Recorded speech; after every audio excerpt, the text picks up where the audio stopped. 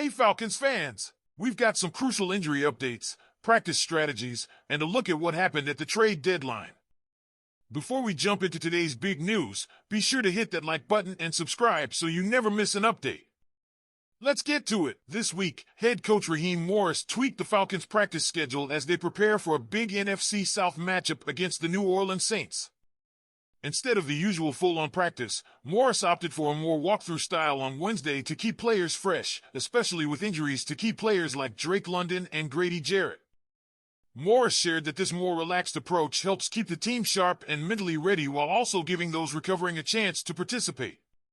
On the subject of London and Jarrett, Morris had some cautiously optimistic news.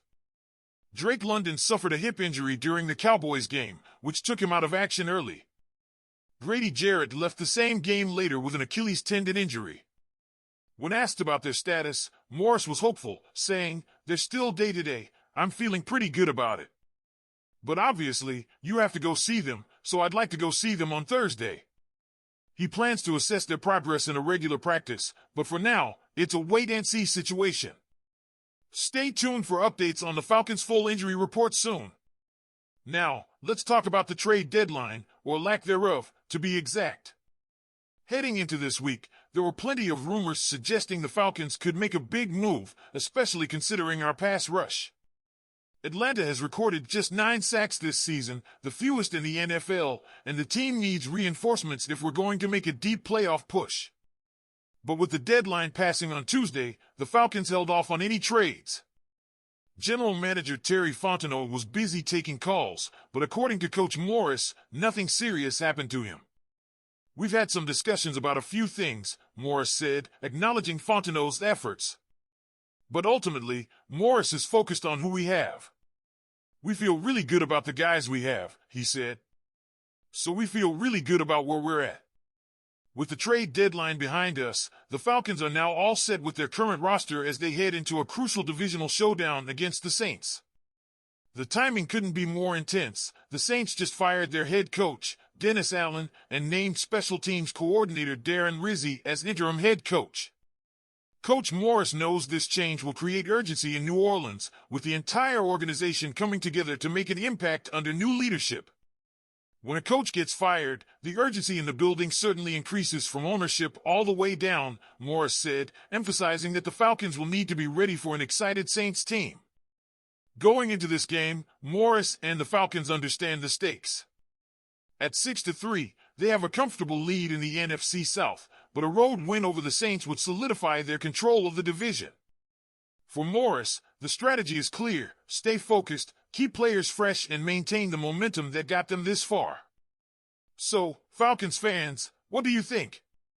Were you expecting a big change at the trade deadline, or do you trust the team we have?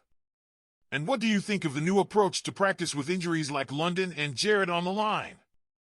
Now let's dive into a hot topic, the MVP case for Kirk Cousins. That's right.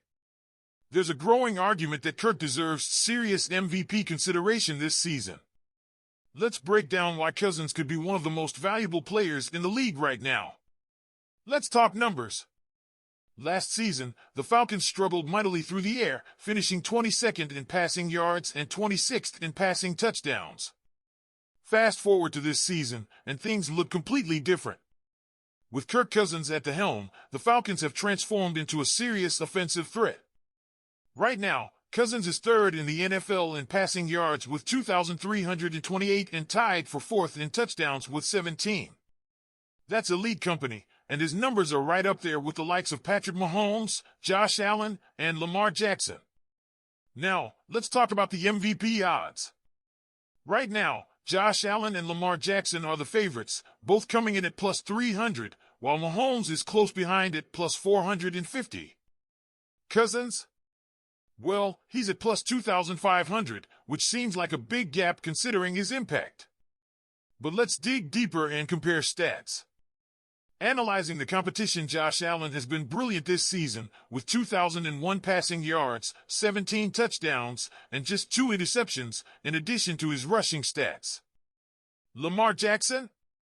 Equally impressive, he's a dual threat, with 2,379 passing yards, 20 touchdowns, and just 2 interceptions, while also racking up 505 rushing yards. Mahomes is leading the undefeated Chiefs, but with 1,942 yards, 11 touchdowns, and 9 interceptions, he's not as consistent as we're used to seeing. Then there's Jared Goff and Jaden Daniels, who have put up solid numbers, but if you look at Kirk's efficiency and consistency, especially with his supporting cast, there's a real case here.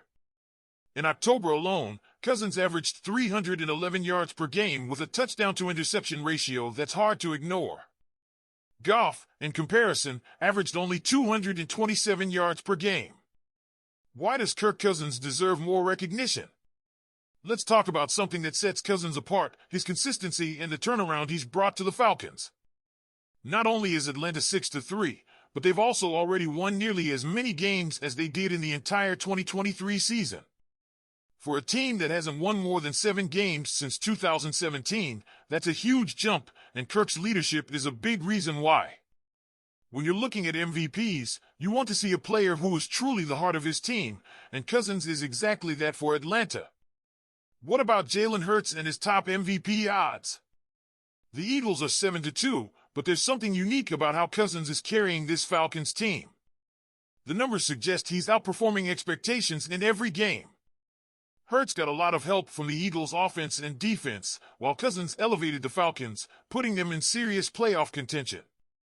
The underrated comeback story, another reason Cousins' MVP case is so compelling? He's a strong candidate for Comeback Player of the Year. Think about it, this is a 36-year-old quarterback leading a team that many thought was stuck in rebuilding mode. Now, instead of talking about top draft picks, the Falcons are in the playoff conversation. Consider some of the other MVPs in recent years. Patrick Mahomes and Lamar Jackson both had incredible seasons with already strong teams. Cousins, meanwhile, took a struggling franchise and made it competitive again. If MVP truly stands for Most Valuable Player, there's no doubt that Cousins should be in the conversation. Right now, MVP feels like a popularity contest, with the award usually going to the quarterback on the best team. But when we look at actual value and impact, Cousins checks both boxes. His numbers back him up, and the turnaround in Atlanta is undeniable. He may not have the rushing yards of a Lamar Jackson, but his leadership and consistent play are keeping the Falcons in every game. So what do you think, Falcons fans? Should Kirk Cousins be in the MVP conversation this year? Leave your thoughts in the comments below. Be sure to hit the like button if you enjoyed this analysis and subscribe for more Falcons updates. Thanks for watching, and as always, go Falcons!